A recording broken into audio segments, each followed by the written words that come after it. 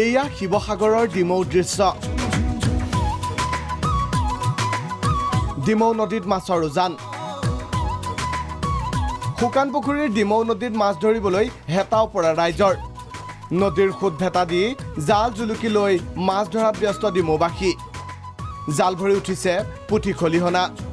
মাছ দেখি মুখত বিৰিঙিছে হাঁহি।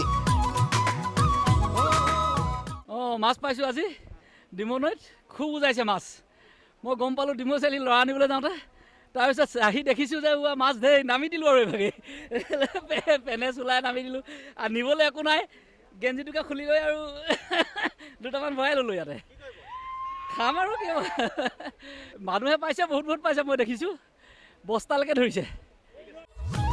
ডিমৌ নদীত মাছ ধৰা দৃশ্য চাবলৈ নদীৰ পাৰত শুকান পুখুৰীৰ নৈপৰীয়া ৰাইজ। জাল ভৰি উঠা মাছ মোনা ভৰাই ঘৰমুখী একাংশ। এনেদৰে নদীৰ মাছ ধৰি এসাঁজ তৃপ্তিৰে খোৱাৰ আমেজ ল'লে ডিমৌবাসীয়ে। ডিমৌৰ পৰা প্ৰশান্ত গগৈ, প্ৰাগ নিউজ।